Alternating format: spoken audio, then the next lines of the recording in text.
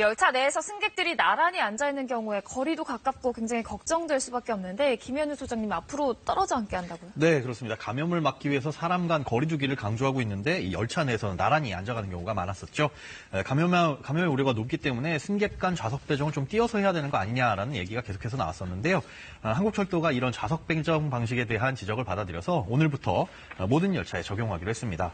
종전에는 창가 좌석을 우선 배정한 뒤에 옆 좌석을 배정하는 방식이었는데요. 오늘부터는 승객 모두 창가 좌석으로 우선 배정을 해서 두 명이 나란히 앉아가는 일은 없을 거라는 겁니다. 원래 승객 수가 적은 열차에는 지난달 21일부터 적용해서 시행을 했었는데요. 오늘부터는 모든 열차로 확대된다는 거고요. 또 검표 같은 걸 위해서 승무원이 객실에 방문하잖아요. 이런 것들도 당분간은 최소화하는 지침을 내렸다고 합니다.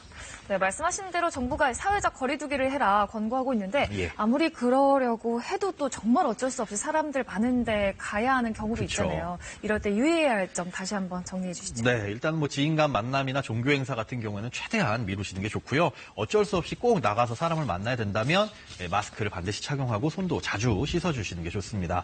또 비말 감염 가능성을 좌우하는 2m 안전거리는 확보를 해두시는 게 좋고요. 또 사람들의 손이 많이 가는 에스컬레이터나 문의 손잡이는 가급적 만지지 않는 게 좋습니다.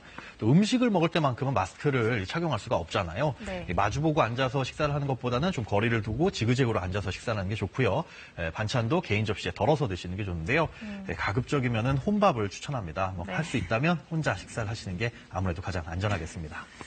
네, 또 요즘 불안하다 보니까 나 열나는 거 아닌가 이렇게 걱정하는 분들이 굉장히 많은데 네. 체온계도 방법을 꼭 지켜서 써야 한다고요? 네, 그렇습니다. 이 오차가 발생할 수 있기 때문에 올바로 써야 되는데요. 일단 이 귀 속에 넣어서 측정하는 이 귀속형 체온계 있죠. 네.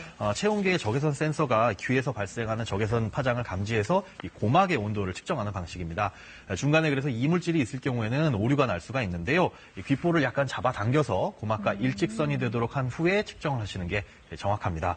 또 비접촉식 체온계가 요즘에 있는데요. 이거는 적외선을 통해서 이마 밑에 흐르고 있는 동맥의 열을 감지하는 방식입니다. 그래서 적외선 센서 부분을 이 눈썹이 2에서 3cm 정도 떨어진 곳을 측정을 하시면 되는데 여기에 땀이나 수분이 있을 경우에 이것도 오차가 발생할 수 있으니까요. 그럴 경우에는 귀 밑 2에서 3cm 떨어진 곳을 측정하시면 됩니다. 그런데 모든 체온계는 실내의 온도차가 클 때 외출하고 돌아왔을 경우에 이 오류가 발생할 수 있거든요. 네. 가급적이면 한 30분 후에 측정하는 게 가장 정확하고요.